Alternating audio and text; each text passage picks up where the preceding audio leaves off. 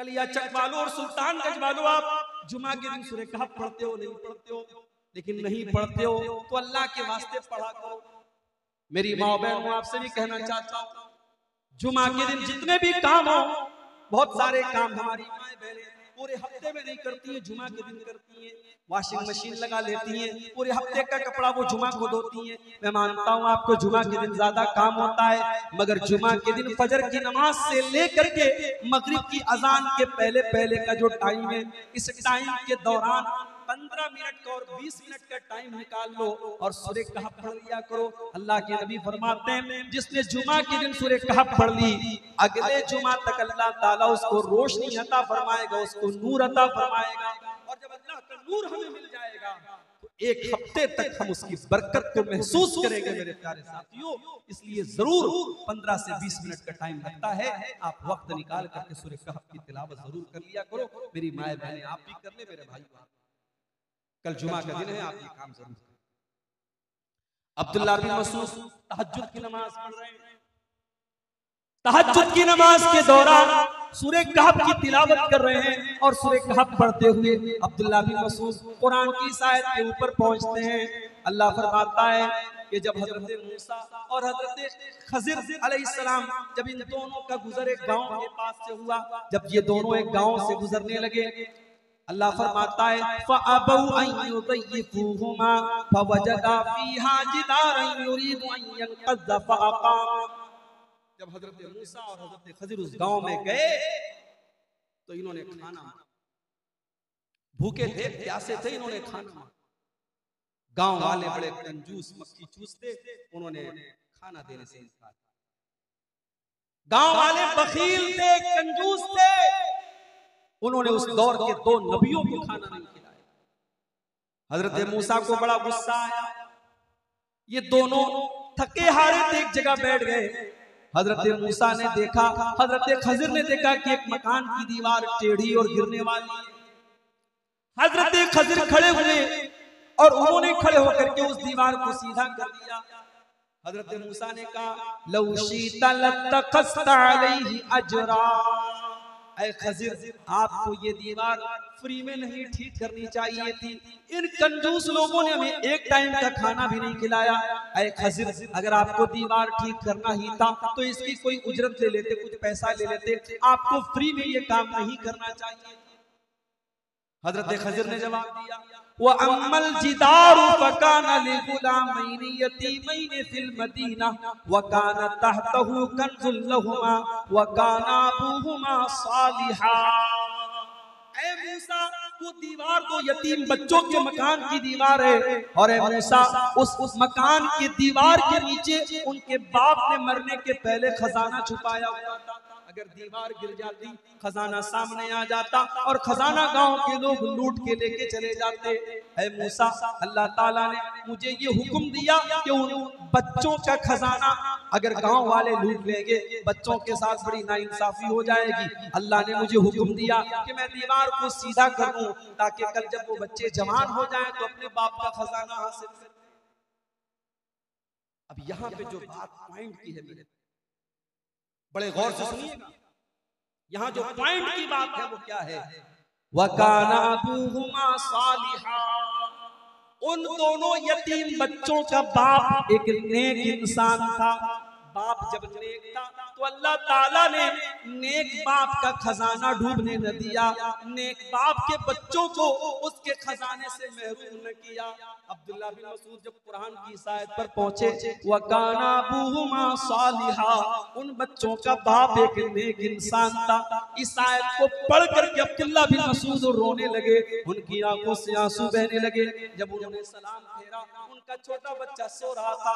अब्दुल्ला बिन मसूद ने अपने बच्चे की तरफ इशारा करके फरमाया मिन अजलिका या बुनैया, ऐ मेरे बच्चे, तेरा बाप रात में तहज्जुद पढ़ रहा है, तेरा बाप रात में अल्लाह की बारगाह में आंसू बहा रहा है। ऐ मेरे बच्चे, तेरा बाप तेरे लिए ये सारा काम कर रहा है, ये काम, ये रातों में उठ करके इबादत करने का काम तेरा बाप तेरे लिए कर रहा है कि कल तू सुखी रहे, कल तू अल्लाह के यहाँ भी नजात पा जाए और दुनिया में भी तू चैन से रहे। ऐ मेरे बच्चे, तेरा बाप इसलिए ये काम कर रहा है। आज हम और आप अपने परिवार से बड़ी मोहब्बत, मुझे तीसरी बच्ची पैदा हुई, मदरसे में पढ़ा रहा था, LIC वाला आया, उसको किसी ने बता दिया था मौलाना को तीसरी बेटी आया मेरे पास, मौलवी साहब तीसरी बेटी हुई है। मैंने कहा अब कहने लगा बेचारा बड़ा अफसोस जाहिर करने लगा, अरे मौलवी साहब तीसरी बेटी हो। अभी मैं यहाँ आया आपके गांव में, एक साहब के यहाँ खाना खाया मैंने, उनसे पूछा आपके बच्चे कितने, उन्होंने कहा 3 बेटे हैं। कहने लगे मौलवी साहब एक बेटी भी हो जाती कितना अच्छा। बड़ा अच्छा लगा मुझे ये सुन। बेटी नहीं है तो आदमी तमन्ना कर रहा है, आरज़ू कर, वरना आज हालात तो ये है जिसको 3 बेटी हो गई लोग बेचारे तरस खाते हैं, ये तो 3 बेटियों का बाप है। कोई तरस खाने की जरूरत नहीं है। बेटी कोई बोझ नहीं है, बेटी कोई अजाब नहीं है, बेटी कोई कलंक नहीं है। अगर 3 बेटियां हैं तो इंशाअल्लाह वो 3 बेहतरीन मुकद्दर लेकर के आती है अपने बाप के लिए, वो अपने बाप की किस्मत को जगाने के लिए आती है। और अल्लाह के नबी की हदीस है, जिसकी 3 बेटियां हो या 3 बहनें हो और उनको अच्छी तालीम दे, अच्छी तरबियत दे, अच्छी जगह उनकी शादी कर दे, तो वो 3 बेटियां या 3 बहनें अपने बाप के लिए या अपने भाई के लिए जहन्नम से नजात का जरिया बनेगी। इसलिए जिसको 2 बेटियां हैं वो ये तमन्ना और आरज़ू करे कि मुझे 3 बेटियां। LIC वाला मुझे समझाने, मौलवी साहब ये पॉलिसी ले लीजिए, इतने पैसे आप हर महीने दीजिए, 20 साल के बाद जब आपकी बेटी जवान हो जाएगी, शादी के टाइम आपको बड़ा खर्चा होगा और लंबी चौड़ी महंगी शादी आपको करनी पड़ेगी, उस वक्त आपको ये पैसा काम देगा। मैंने कहा तुम चले जाओ, मुझे जरूरत नहीं। आज अपनी औलाद के लिए आदमी LIC की पॉलिसी ले रहा है। क्यों ले रहा है? चिंता है, फिक्र है अपनी औलाद। जिस औलाद के मुस्तकबिल की इतनी फिक्र है, अगर वाकई में फिक्र करते हो अपने बच्चों की और अपनी औलाद की मेरे भाइयों, तो अपने आप को नेक बना लो, अपने आप को मुत्तकी बना लो, अपने आप को परहेजगार बना लो, अपने दिल में अल्लाह का डर पैदा करो, अपने आप को दीनदार बना लो। अल्लाह की कसम, इससे बड़ा इन्वेस्टमेंट कोई नहीं है, इससे बड़ा आपके अपने बच्चों के बेहतर फ्यूचर के लिए, बेहतर मुस्तकबिल के लिए इससे बड़ा कोई कदम नहीं है। अगर आप नेक हैं, अगर हम नेक हैं, हमारे बच्चों के मुस्तकबिल की हिफाजत अल्लाह ताला करेगा, जिस तरीके से उन 2 यतीम बच्चों के माल की हिफाजत। समाज को सुधारना है, पहले हम अपने आप को। सबसे पहला काम क्या करना है? अगर समाज को सुधारना है, हमारे बदन में हल्की फुल्की सर्दी जुकाम और बुखार होता है और साथ में हमको ये पता लग जाए कि हमको कोई बड़ी बीमारी हो गई है। अभी तिलडांगा के एक बहुत मशहूर हमारी जमात के हाजी जहांगीर साहब के यहाँ मैं दोपहर में एक दिन उनकी इयादत करने के लिए गया। मुझे पता लगा कई दिन से वो बीमार हैं, उनकी इयादत करने के लिए मैं गया। और जब मैं उनके यहाँ पहुंचा, उन्होंने कहा कि मौलाना साहब एक दिन अपने घर में चलते चलते मैं गिर गया, कमर की हड्डी क्रैक हो गई, बिस्तर पड़ गए, कई महीनों बिस्तर पड़े रहे। जाहिर है कि अब उनको इतनी बड़ी बीमारी हो गई, अब उनको सर्दी जुकाम अगर होगा, वो डॉक्टर से सर्दी जुकाम के बारे में डिस्कस नहीं करेंगे, वो पहले अपनी हड्डी के बारे में डिस्कस करेंगे, क्योंकि वो बड़ी बीमारी है। बनारस में हमारे एक रिश्तेदार बिल्कुल नौजवान लड़का, 25-30 साल का नौजवान लड़का बिल्कुल अचानक बीमार पड़ता है, डॉक्टर को दिखाता है, चेकअप कराया जाता है, डॉक्टर कहते हैं इसको टीबी हो गया है। कल तक जो नौजवान चलता फिरता नौजवान था, आज बिस्तर पड़ा हुआ है, सूख के लकड़ी हो चुका है, सूख के कांटा हो चुका है, एक बड़ी खतरनाक बीमारी टीबी नाम की उसको पकड़। बनारसी में मेरा जानने वाला एक नौजवान लड़का ब्लड कैंसर का मरीज होता है, 1 महीना 1.5 महीना हॉस्पिटल में एडमिट रहता है, फिर अल्लाह को प्यारा हो जाता है, इंतकाल हो जाता है उस बच्चे का। मेरे प्यारे भाइयों, मेरी प्यारी माँ बहनों, हमें बड़ी बीमारी होती है पहले उसका इलाज कराते हैं, हम छोटी छोटी बीमारियों को बाद में देखते हैं। समाज की अगर इस्लाह करनी है, समाज को सुधारना है, समाज का सबसे बड़ी बीमारी क्या है, समाज का सबसे बड़ा पाप क्या है, समाज का सबसे बड़ा गुनाह क्या है? समाज का सबसे बड़ा गुनाह अल्लाह के साथ शिर्क करना है। इस धरती के ऊपर अल्लाह के साथ शिर्क किया जाए, अल्लाह को छोड़ करके किसी और के आगे सजदा किया जाए, अल्लाह को छोड़ करके किसी और से मदद मांगी जाए, अल्लाह को छोड़ करके किसी और की बड़ाई बयान की जाए, इससे बड़ा पाप कोई नहीं, इससे बड़ा गुनाह कोई नहीं है। दुनिया का सबसे बड़ा पाप शिर्क है। हमें ये पता लग जाए हमारे पड़ोस का नौजवान लड़का जिना कर रहा है, हमको ये पता लग जाए पड़ोसी शराब पी रहा है, हमें बड़ा बुरा लगता है कि ये तो शराबी है, ये तो जानी है, ये तो बलात्कारी है, ये तो बदकार है। हम बड़ी घृणा से, बड़ी नफरत की नजर से उसको देखते हैं। मगर हमारे पड़ोस वाला अल्लाह को छोड़ करके कब्र पे जा करके सजदा कर रहा है, किसी पत्थर के बुत के आगे सजदा कर रहा है, किसी जानवर के आगे हाथ जोड़ रहा है, पत्थर की शर्मगाह बना करके उसकी पूजा कर रहा है, अल्लाह को छोड़ करके गैरुल्लाह की इबादत कर रहा है। हमें कोई फर्क नहीं पड़ता है, हमें उसमें कोई बुराई नजर नहीं आती है। माफ करना मेरे भाइयों, शराब पीना गलत काम है, जिना करना गलत काम है, चोरी करना गलत काम है, मगर शिर्क करना सबसे बड़ा गलत काम है। अल्लाह चोरी करने वाले को माफ कर सकता है, अल्लाह जिना करने वाले को माफ कर सकता है, अल्लाह शराब पीने वाले की मग़फ़िरत कर सकता है, मगर शिर्क करने के बाद जो बगैर तौबा की दुनिया से चला गया, अल्लाह कुरान में ऐलान करता है इन्नहु मन युशरिक बिल्लाहि फक़द हर्रमल्लाहु अलैहिल जन्नह व मअवाहु अन्नार। वो लोगों जो शिर्क करके दुनिया से चला गया और उसी हालत में उसका इंतकाल हो गया, उसी हालत में वो मर गया, उसका ठिकाना जहन्नम है, वो जन्नत में कभी नहीं जाएगा, जन्नत उसके लिए हराम कर दी, हराम, जन्नत हराम है। मेरा अल्लाह जो गफूरुर रहीम है, जो माफ करने वाला है, जो गफ्फार है, जो गफूर है, जो रहमान है, जो रहीम है, मेरा अल्लाह जो अपने बंदों से बहुत ज्यादा मोहब्बत करता है। एक माँ को अपने बच्चे से जितना प्यार है, उससे कहीं ज्यादा प्यार अल्लाह अपने बंदों से करता है। मगर वो गफूरुर रहीम, वो रहमत वाला परवरदिगार अपने कुरान में क्या कहता है, इन्नल्लाह ला यग़फिरु अन युशरक बिही व यग़फिरु मा दून ज़ालिका लिमन यशा। मेरे बंदो, हम और गुनाहों को तो माफ कर देंगे, मगर शिर्क हमारी बारगाह में माफ नहीं होगा। तुम अल्लाह के साथ शिर्क करके आओगे तो हम तुम्हें माफ नहीं करेंगे। मुशरिक की माफी नहीं होगी। मुसलमान इसको हल्के में लेते, कितने मुसलमान इसको हल्के में लेते हैं, उनके लिए शिर्क कोई बड़ी बात नहीं है। दुनिया का सबसे बड़ा पाप शिर्क है। अल्लाह कुरान में 18 नबियों का तज़किरा फरमाता है, इब्राहीम, मूसा, ईसा और यूनुस और यूसुफ और आदम और नूह का तज़किरा फरमाता है।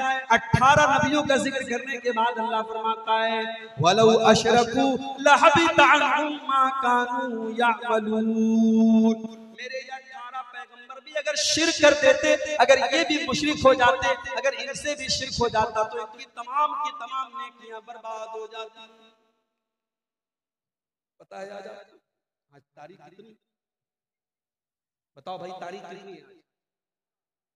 18। मैं अरबी की तारीख लिख रहा हूं, अरबी की तारीख लिख रहा हूं, इस्लामी कैलेंडर की तारीख मालूम है किसी को? नहीं मालूम। इस्लामी कैलेंडर की तारीख कब पता चलती है? जब रमजान का महीना आता, तब जोड़ते हैं आज पहला रोजा, हाय हाय आज तीसरा रोजा, रमजान की बराबर याद होती है। कभी कभी तो 28 को ही लोगों का बस चले तो ईद, 28 को ही चांद देख ले, 28 को ही छत पे चढ़ जाए कि आज चांद निकल जाए, इतनी चिंता होती है। रजब की तारीख आज 6 तारीख थी, मगरिब के बाद 7वीं तारीख हुई। ये रजब की जो 7 तारीख है, ये ख्वाजा मोइनुद्दीन चिश्ती अजमेरी रहमतुल्लाह अलैह का उर्स मनाया जाता है। अभी फेसबुक के ऊपर मेरे बहुत सारे दोस्तों का मैसेज आया कि बंबई में जगह जगह दुकानों को बड़ा सजाया जा रहा है और बड़े खाने पीने की चीजें बांटी जा रही हैं। आज ख्वाजा गरीब नवाज का उर्स है, जो गरीबों को नवाजता है उस ख्वाजा का उर्स। मेरे प्यारे साथियों, आज भारत के करोड़ों मुसलमान एक अल्लाह के नेक बंदे को, एक अल्लाह के वली को गरीब नवाज का लक़ब दे रहे हैं। कितने मुसलमान हैं जो अपनी बाइक के ऊपर, अपनी दुकान के ऊपर केजीएन लिखते हैं या वाई केजीएन लिखते हैं। मैंने पूछा कि ये केजीएन का क्या मतलब है? कहने लगे ख्वाजा गरीब नवाज। मैंने पूछा वाई केजीएन का क्या मतलब है? उसने कहा या ख्वाजा गरीब नवाज। हमारे भाई ने कहा नहीं नहीं, केजीएन का मतलब ख्वाजा गरीब नवाज नहीं है, केजीएन का मतलब कोई गारंटी, और वाई केजीएन का मतलब यकीनन कोई गारंटी नहीं। मैंने कहा बहुत सही जुमला, इसने इसकी बिल्कुल सही फुल फॉर्म बताई। गरीब नवाज अगर कोई जात है तो अल्लाह की जात है। मेरे आज मुसलमान किसी और को गरीब नवाज कर्नाटक के गुलबर्गा में मैं गया, वहां एक दरगाह है, उस दरगाह में जो मजार है उस मजार को कहा जाता है कि बंदा नवाज की मजार।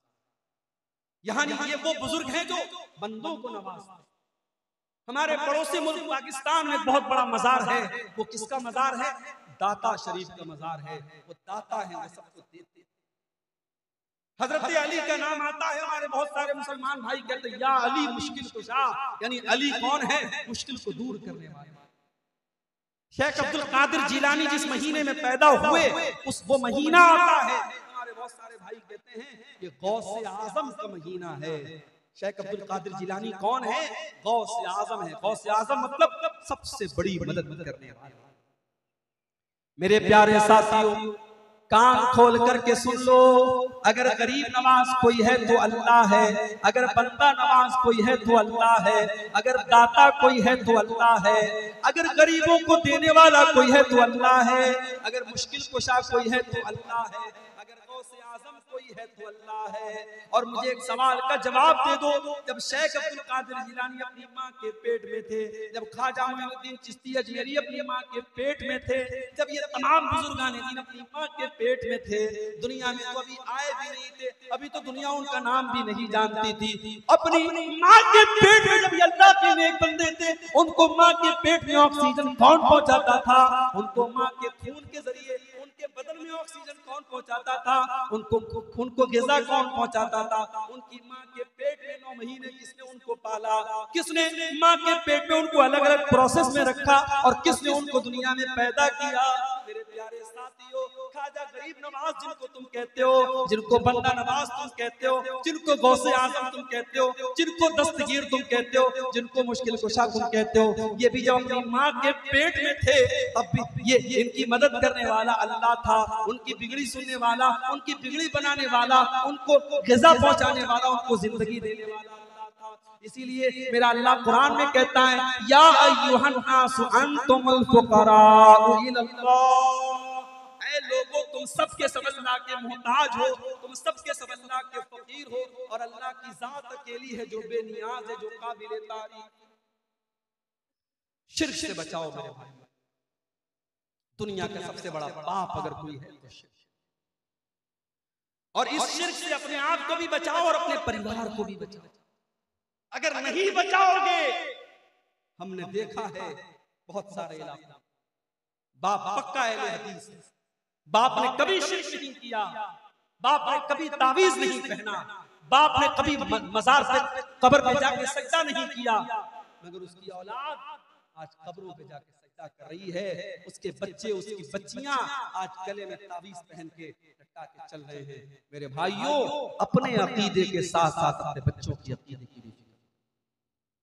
इब्राहिम अलैहिस्सलाम को देखो, इब्राहिम अलैहिस्सलाम जब अपने लगते जिगर इस्माइल को और अपनी बीवी हाजरा को जब मक्का की बियाबो गया सरजमीन पे छोड़ के जाने लगे, अपने बच्चे को अपनी बीवी को छोड़ के जाने लगे, इब्राहिम अलैहिस्सलाम अल्लाह की बारगाह में दुआ करते हैं, वइज़ क़ाला इब्राहीम रब्बि जअल हाज़ल बलद आमिना, ऐ अल्लाह इस मक्का शहर को तू अमन वाला बना दे, चैन वाला बना दे, वजुनुबनी व बनिया अन नअबुदल असनाम, और ऐ अल्लाह तू मुझे और मेरी औलाद को हमेशा शिर्क से बचाना, ऐ अल्लाह मुझे और मेरी औलाद को हमेशा बुत परस्ती से बचाना, ऐ अल्लाह मेरी औलाद कभी शिर्क न करे, मेरी औलाद कभी बुत परस्ती न करे, ऐ अल्लाह मेरी औलाद को हमेशा तू शिर्क से महफूज रखना। अपने बच्चों की अकीदे की फिक्र करो, अपनी लड़कियों की शादी करो तो जहां तुम ये देखते हो लड़का इंजीनियर है कि नहीं है, लड़का डॉक्टर है कि नहीं है, लड़के का मकान शानदार है कि नहीं है, जब अपनी लड़कियों की शादी करो तो ये भी देखा करो लड़के वालों के यहाँ तौहीद है कि नहीं है, लड़के वाले कुरान और हदीस पर चलने वाले हैं कि नहीं है। कहीं ऐसा तो नहीं हमने जिंदगी भर अपनी बच्ची को शिर्क से बचाया और मेरी बच्ची वहां जाकर के मजार पे जाकर के उसको सजदा करना पड़ेगा। मैंने अपनी बच्ची को कभी कोई हराम चीज नहीं खिलाई और उस घर में जाकर के उसको गैरुल्लाह के चढ़ावे उसको खिलाए जाएंगे। मेरे भाइयों, अगर आपने अपनी बच्चियों की शादी ऐसे घरों में कर दी जहां शिर्क हो रहा है, जहां मजारों पर सजदा हो रहा है, जहां कब्रों पर सजदा हो रहा है, तो गोया कि आपने अपने हाथ से अपनी बच्ची का गला दबा दिया, आपने अपने हाथों से अपनी बच्चियों को कत्ल कर दिया। दुनिया में अपने बच्चों को कत्ल कर देना उतना बड़ा गुनाह नहीं है जितना बड़ा गुनाह अपने बच्चों को जहन्नम की आग में झोंक देना है। मेरे भाइयों, अपने साथ साथ अपनी औलाद के अकीदे की और तौहीद की। और आगे बढ़िए, समाज को सुधारना है, समाज की इस्लाह करना है। दूसरा काम आपको क्या करना है? पहला तो समझ गए आप, शिर्क से बचाना है। दूसरा काम क्या करना है? कुरान से ये उम्मत आज बहुत दूर हो गई है। मेरे नौजवान साथियों, अपने दिल पर हाथ रख के बताना, आखिरी बार आपने कुरान कब पढ़ा था? ओ मेरी प्यारी माँ बहनों, जरा ईमान से बताना कि आखिरी बार आपने कुरान कब पढ़ा था? हमारे कितने नौजवान हैं जिन्होंने आखिरी बार कुरान रमजान के महीने में पढ़ा था? दूसरा रमजान आने वाला है, बीच में एक बार भी फुर्सत नहीं मिली कि कुरान को उठा करके पढ़ सके। ओ लोगों, व्हाट्सएप पर तो रोज तुम अपने दोस्तों के मैसेज चेक करते हो और फेसबुक के ऊपर तो डेली देखते हो कितने लोगों ने लाइक किया, कितने लोगों ने डिसलाइक किया, हमारी पोस्ट को कितने लोगों ने देखा, हमारे स्टेटस को कितने लोगों ने देखा। वो मेरी बहनों, तुम इंस्टाग्राम पर कोई चीज पोस्ट करके देखती हो, हमारी पोस्ट को कितने लोगों ने लाइक किया। ओ लोगों, ये कुरान भी तो अल्लाह का कलाम है, ये कुरान भी तो अल्लाह का मैसेज है, ये कुरान भी तो अल्लाह का पैगाम है। इस कुरान को तुम खोलने की जरूरत क्यों नहीं महसूस? कुरान को क्यों नहीं खोलते? कुरान को हमने बरकत की किताब, कुरान को हमने गले में तावीज बना के लटकाने की किताब। वो बड़ी अच्छी एक नज्म है, बच्चों के किताब में आपको मिल जाएगी, सिलेबस में। ताकों में सजाया जाता हूँ, दो दो के पिलाया जाता हूँ, आंखों में बसाया जाता हूँ, हर आवाज में सुनाया जाता हूँ। कुरान बरकत की किताब बना के रख दिया गया, ताकों में सजा दिया गया, आंखों में बसा लिया गया। कुरान पर कोई गौर करने को तैयार नहीं है, कुरान को कोई पढ़ने को तैयार नहीं। ओ मेरे भाइयों, मेरी बहनों, आज कुरान का बांग्ला भाषा में भी अनुवाद हो चुका है, कुरान का इंग्लिश में भी ट्रांसलेशन मौजूद है, कुरान का उर्दू में भी तर्जमा मौजूद है। जो भाषा आपको आती हो, जो लैंग्वेज आपको आती हो, उस जुबान में कुरान को समझने की कोशिश करो, कुरान को पढ़ा करो, कुरान पर गौर किया करो। ये बड़ी बरकत वाली किताब है। अल्लाह कुरान में कहता है, वक़ाल रसूल या रब्बि इन्ना कौमी इत्तखज़ू हाज़ल कुरआन महजूरा। अल्लाह के प्यारे रसूल कहेंगे कि ऐ अल्लाह, मेरी कौम ने कुरान को छोड़ दिया था, मेरी कौम ने, मेरी उम्मत ने कुरान को छोड़ दिया था। है लोगों, ये कयामत के दिन अल्लाह के नबी अल्लाह की अदालत में एक केस दायर करेंगे, कहीं ये केस हमारे खिलाफ न पड़ जाए। ओ लोगों, कुरान से अपना ताल्लुक मजबूत कर लो। अल्लाह के प्यारे नबी फरमाते हैं, इन्नल्लाह यरफ़उ बिहाज़ल किताबि अक़वामन व यज़उ बिही आखरीन। अल्लाह ताला कुरान के जरिए बहुत सारे लोगों को इज्जत देता है और इसी कुरान के जरिए बहुत सारे लोगों को जलील करता है। जो कुरान को पढ़ता है, जो कुरान पर अमल करता है, उसको अल्लाह इज्जत देता है, और जो कुरान को छोड़ देता है, अल्लाह उसे जलील कर देता है। हमने कुरान को छोड़ दिया। मोबाइल 1 घंटे के लिए डिस्चार्ज हो जाए, हमारे नौजवानों की तो ऐसा लगता है सांस अटक गई, ऐसा लगता है 1 घंटे में कितना इंपॉर्टेंट काम उसका छूट रहा है, कितने मैसेज बेचारा भी नहीं देख पा रहा है, कितने व्हाट्सएप पर उसके दोस्तों ने वीडियो और फोटो भेजे होंगे वो नहीं देख पा रहा है। और कुरान एक एक महीना, एक एक साल गुजर जाता है और कुरान हमें पढ़ने की तौफीक नहीं होती है। मेरे भाइयों, ये उम्मत कुरान से दूर है। कुरान से अपना ताल्लुक मजबूत करो, उसके बगैर समाज की। और आगे बढ़ी, समाज की इस्लाह करने के लिए तीसरा काम, समाज की बहुत बड़ी खराबी ये भी है कि आज समाज हमारा नमाज से दूर हो चुका है। इसी बंगाल के इलाके में, इसी झारखंड के और बिहार और बंगाल के इलाके में मैंने देखा है कि रात भर तकरीर होती है, फजर की अजान के टाइम जलसा खत्म होता है, अस्सलातु खैरुम मिनन नौम की आवाज दे करके फजर की अजान हो रही है, मुअज्जिन चिल्ला चिल्ला के कह रहा है, अस्सलातु खैरुम मिनन नौम। ओ लोगों, नमाज नींद से बेहतर है, ओ लोगों, नमाज नींद से बेहतर है।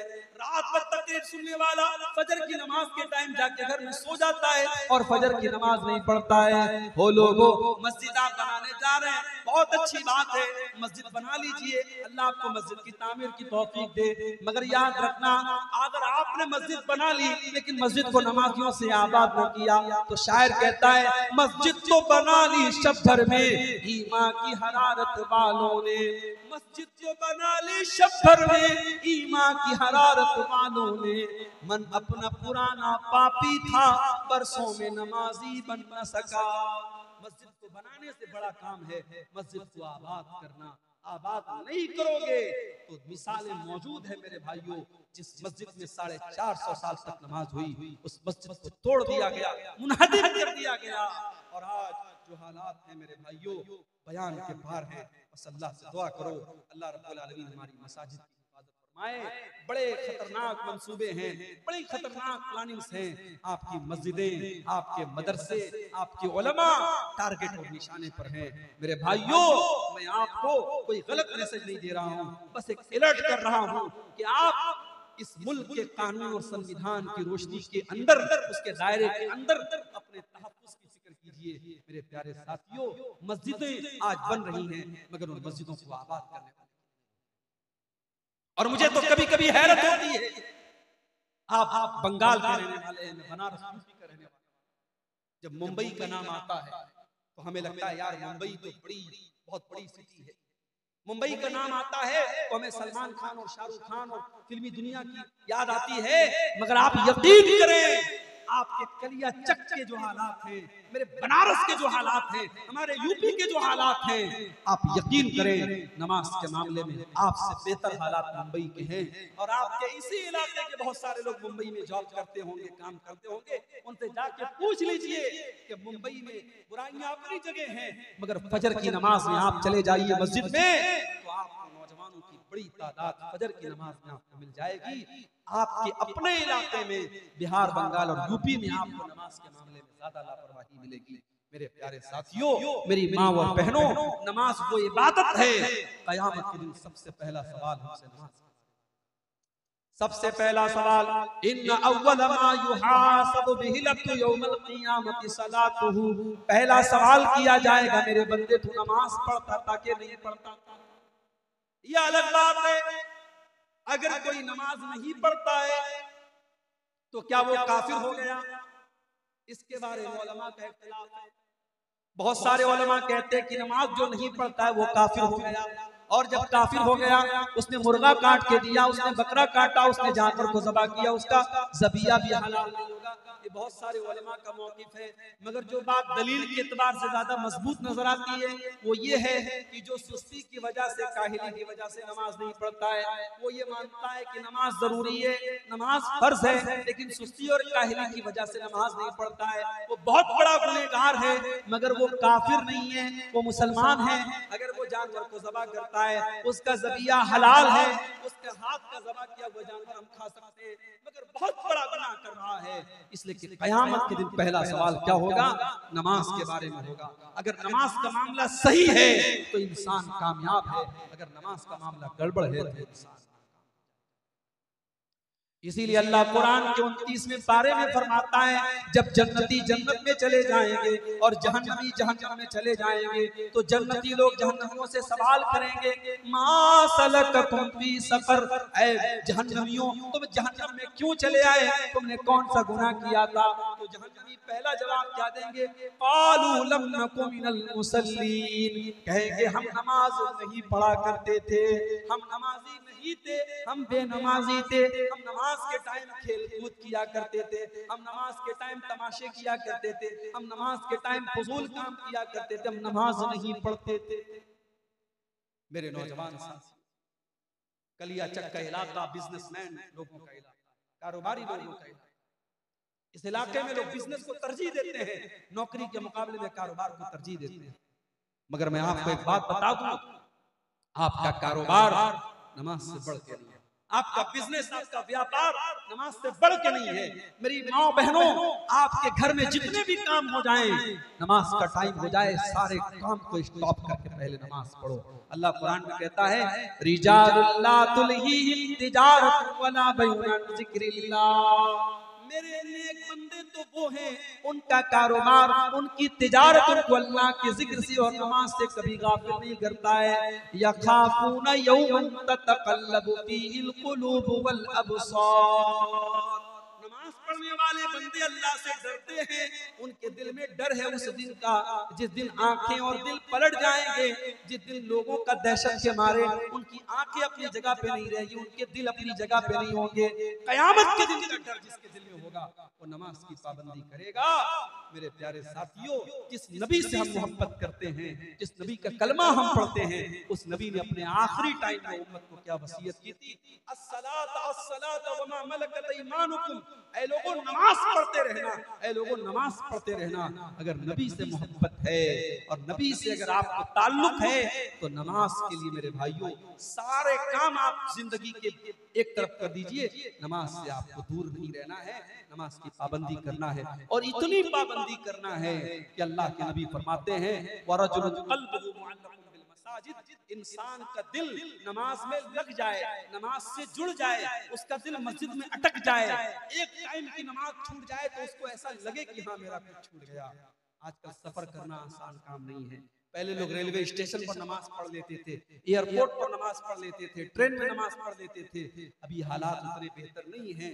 तो जो नमाज की पाबंदी करने वाला इंसान है, अगर वो सफर में रहता है तो बेचारा परेशान रहता है, या अल्लाह जल्दी से मंजिल पर पहुंच जाओ, कई टाइम की नमाज मेरी छूट रही है। सफर में हालात ऐसे हो गए आदमी हर जगह नमाज नहीं पढ़ सकता है, तो ऐसा इंसान फिक्र में रहता है, टेंशन में रहता है, चिंता में रहता है। मेरे भाइयों, नमाज की ऐसी फिक्र अपने दिल में पैदा करो, इसके बगैर समाज की इस्लाह नहीं। और आगे बढ़िए, समाज की इस्लाह करना है तो एक और बहुत बड़ी बुराई से समाज को पाक करना होगा। और वो बुराई क्या है? उस बुराई को बिदात कहा जाता है। दीन के अंदर नई कोई चीज निकाली जाए, दीन के अंदर कोई नया काम दीन समझ करके निकाला जाए तो वो काम बिदात है।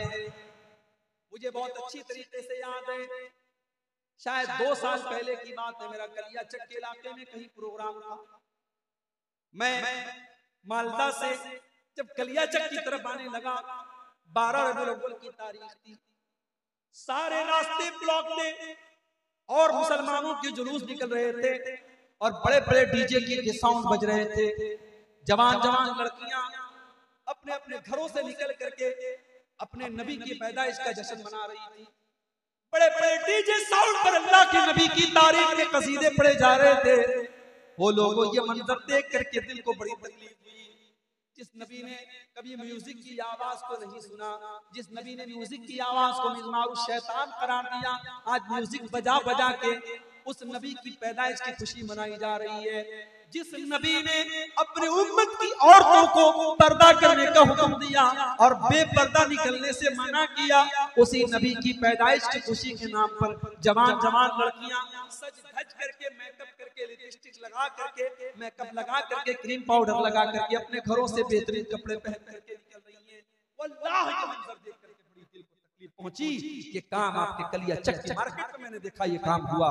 मेरे प्यारे साथियों, काम देख करके बहुत से लोगों को बड़ा अच्छा लग रहा था। लोग अपने अपने घरों से निकल रहे हैं, पैसा खर्च कर रहे हैं, टाइम लगा रहे हैं, किस नाम पे? नबी की मोहब्बत के नाम पे, इस्लाम के नाम पे, दीन के नाम पे। मगर ये काम 1400 साल पहले नबी ने नहीं किया, नबी के सहाबा ने नहीं किया। इस काम को हम बिदात कहते हैं। जो काम सवाब समझ के किया जाए, दीन समझ के किया जाए और उसका सबूत न हो, उसका प्रूफ न हो, वो काम नबी ने न किया हो, नबी के सहाबा ने न किया हो, उस काम को बिदात कहते हैं। और अल्लाह के प्यारे नबी अपने हर खुतबे में क्या फरमाते थे? वशर्रुल उमूरी मुहदसातुहा व कुल्लु मुहदसतिन बिदा व कुल्लु बिदातिन ज़लाला व कुल्लु ज़लालतिन फिन्नार। दीन के अंदर नया निकाला गया काम बिदात है और हर बिदात गुमराही है और हर गुमराही जहन्नम की तरफ लेकर के जाने वाली है। इमाम मालिक रहमतुल्लाह अलैह बड़ी प्यारी बात कहते हैं। इमाम मालिक कहते हैं, ओ लोगों कान खोल करके सुन लो, अल्लाह ने अपना दीन मुकम्मल कर दिया। अल्लाह ने 1400 साल पहले, इमाम मालिक को अल्लाह के नबी के 100 साल बाद के हैं, तो वो कहते हैं 100 साल पहले जब कुरान की आयत नाजिल हुई, अल यौमा अकमलतु लकुम दीनकुम व अतममतु अलैकुम निअमती व रदीतु लकुमुल इस्लाम दीना। अल्लाह ने ऐलान कर दिया कि ऐ लोगों, मैंने तुम्हारे दीन को मुकम्मल कर दिया और मैंने अपनी नेमत को तमाम कर दिया और इस्लाम को मैंने तुम्हारे लिए पसंद कर लिया। मालिक कहते हैं, वो लोगों, जिसने दीन के अंदर कोई नया काम निकाला, फक़द ज़अमा अन्ना मुहम्मदन खान रिसाला, वो ये क्लेम कर रहा है, वो ये दावा कर रहा है कि मोहम्मद रसूलुल्लाह ने अल्लाह के दीन को पूरा नहीं पहुंचाया, अल्लाह के नबी ने अधूरा दीन पहुंचाया, अल्लाह के नबी ने इनकम्प्लीट दीन पहुंचाया और ये बिदअत निकाल करके उसको पूरा कर रहा है। इसलिए कि अल्लाह कुरान में क्या कहता है, अल यौमा अकमलतु लकुम दीनकुम, हो लोगों, मैंने तुम्हारे दीन को मुकम्मल कर दिया। इमाम मालिक कहते हैं, फमा लम यकुन यौमइज़िन दीना फला यकुनुल यौम दीना, जो चीज नबी के दौर में दीन नहीं थी वो आज भी दीन नहीं हो सकती। सवाल आता है, मुर्दे को दफनाया गया, दफनाने के बाद इमाम साहब खड़े होकर के दुआ कर और जितने मुक्तदी हैं सब आमीन आमीन कर। सवाल आता है, मौलवी साहब का ये तरीका सही है? सही, इसलिए कि नबी ने दुआ करने का हुक्म दिया है, इज्तिमाई दुआ करने का हुक्म नहीं है। मुर्दे को आपने दफना लिया, फसलू लहु तस्बीत, अल्लाह के नबी फरमाते हैं मुर्दे की साबित कदमी के लिए दुआ करो। हर आदमी हाथ उठा के अपने अपने तौर पे दुआ करे, लेकिन एक आदमी दुआ कर रहा है और बाकी सब आमीन कह रहे हैं, इस शक्ल का सबूत नहीं मिलता है। इससे हमें कहीं कहीं मुर्दे को दफनाने के बाद खड़े होकर के वहां अजान देने लगते, पूरी पूरी अजान देते। पूछो भाई ये क्या कर रहे हो? कहते कि अल्लाह के रसूल ने फरमाया कि जब अजान दी जाती है तो शैतान हवा खारिज करते हुए भाग जाता है, तो हम इसलिए अजान देते हैं, मुर्दे से अभी सवाल जवाब होगा तो शैतान आकर के परेशान करेगा, हम अजान दे करके शैतान को भगा देते हैं। ये लॉजिक नहीं चलेगा, दीन लॉजिक का नाम नहीं है, दीन अपना दिमाग लगाने का नाम नहीं है। अगर ये लॉजिक सही होती तो नबी और सहाबा के दौर में भी दफन करने के बाद लोग अजान देते। क्या उनको नहीं पता था कि अजान देने से शैतान भाग जाता है? जब नबी ने ये काम नहीं किया, सहाबा ने ये काम नहीं किया, तो हमारा